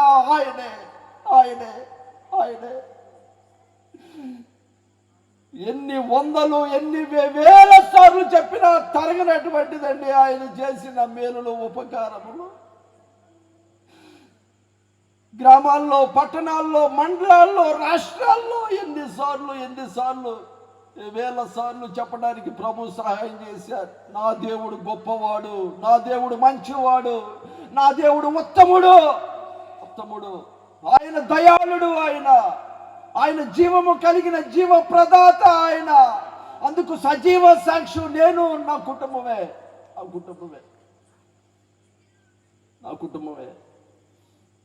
మా ఊర్లో ఒకప్పుడు ప్రార్థన అంటే వెలివేసేటటువంటి పరిస్థితి ఉన్నటువంటి ఊరిలో 9 చర్చిలు వచ్చినాయండి. 9 చర్చిలు వచ్చినాయి. హల్లెలూయా. ఎన్నో వందల మంది దేవుని విశ్వసించడానికి ప్రభు సహాయం చేశారు. నేను ప్రభు దగ్గరికి వచ్చినటువంటి ఆ టైంలో నా మేనమామ అన్నాడు కదా, రే రమేష్, నువ్వు మతంలో దిగావురా, నువ్వు మా మాట వినవురా, నీది మతంరా అని చెప్పని అన్నాడండి. మతంరా, మతం. చాలామంది హృదయాల్లో మనసుల్లో ఉన్నటువంటి మాట అది. యేసు క్రీస్తు అంటే ఒక మతము అనుకుంటారు, క్రైస్తవ్యం అంటే ఒక మతం అంటారు. కాదండి, క్రైస్తవ్యము మతము కాదు, మార్గము. మార్గము క్రైస్తవ్యము. నేను 7 సంవత్సరాలు అనేక మార్గాల్లో నేను తిరిగాను. ఎక్కడికి వెళ్ళాలో, ఏది నిజమైన మార్గమో, ఏది సత్య మార్గమో, ఏది నిత్య మార్గమో నాకు తెలియలా. ఆయన వాక్కును పంపించాడు. సరైన మార్గంలో, తిన్నని మార్గంలో నన్ను నడిపించడానికి ప్రభు సహాయం చేశారు. హల్లెలూయా, హల్లెలూయా, హల్లెలూయా. ఇంకా చెప్పడానికి చాలా ఉన్నాయండి, ఇంకా చెప్పడానికి చాలా ఉన్నాయి. కానీ దేవుని మహాకృపను బట్టి కొద్ది మాటలు మీ ముందు ఉంచడానికి ప్రభు సహాయం చేశారు. ఆయనకే మహిమ, ఘనత, ప్రభావములు చెల్లునుగాక. ఇంకో మాట చెప్తాను. ఒకసారి ఆత్మీయ తండ్రి గారితో సింగపూర్ దేశం వెళ్ళాను. అక్కడ మందిరంలో 10 నిమిషాలు టైం ఇచ్చారండి. ఈ సాక్ష్యం చెప్పడానికి 10 నిమిషాలే. ఇదంతా కూడా 10 నిమిషాలు చెప్పేటప్పటికి తర్వాత వచ్చి ఆ మందిరం అయిపోయిన తర్వాత, చర్చ అయిపోయిన తర్వాత వాళ్ళందరూ గుమ్ముకూడి గంటలు గంటలు చెప్పించుకున్నారు. తర్వాత కొంతమంది ఫోన్లు కూడా చేసి చెప్పించుకున్నారు. తర్వాత ఇదంతా దేవుని యొక్క ఉచితమైన కృపే. నా శక్తి, నా బలము, నా తెలివితేటలు ఏది కాదండి. నా కోరిక, నా ప్రార్థన ఏంటంటే నా ఊపిరి ఉన్నంత వరకు, నా చివరి శ్వాస వరకు ఆయన్ని నేను ప్రకటిస్తాను. ఆయన్నే కోసమే నేను జీవిస్తాను. ఆయన తప్ప వేరొక దేవుడు ఎవరూ లేరని నా ఊపిరి ఉన్నంత వరకు నేను చెప్తూనే నేను ముందుకు వెళ్తాను. హల్లెలూయా, హల్లెలూయా. ప్రియమైన దేవుని పిల్లలారా, యెహోవా ఉత్తముడని రుచి చూసి తెలుసుకుని అని చెప్పని బైబిల్ గ్రంథం చలవిస్తూ ఉన్నది. ఆ ఉత్తముడిని నేను ఈ రాత్రి వేళ ప్రకటిస్తున్నాను. పునరుద్ధానుడైనటువంటి ప్రభువు నేను ఈ రాత్రి ప్రకటిస్తున్నాను. క్రైస్తవ్యం మతం కాదండి. దయచేసి మీరు అర్థం చేసుకోండి. దేవుని యొక్క ఒక అద్భుతమైనటువంటి మహాకృపను బట్టి ఈ దూరశ్రవణ యంత్రం ద్వారా వినుచున్న ప్రతి ఒక్కరూ కూడా ఆ మార్గాన్ని, ఆ సత్యాన్ని, ఆ జీవము కలిగినటువంటి ఆ దేవుణ్ణి మీరు అవగాహన చేసుకుని ఆయన సొంత రక్షకుడుగా అంగీకరించాలనేది నా కోరిక, నా ప్రార్థన. మీ అందరికీ వందనాలు. Praise the lord.